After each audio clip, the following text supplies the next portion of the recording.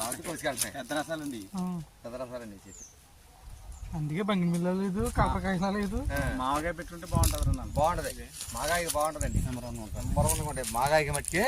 కూర వేయడానికి అన్ని చేయడానికి బాగుంటాయి, చాలా బాగుంటాయి.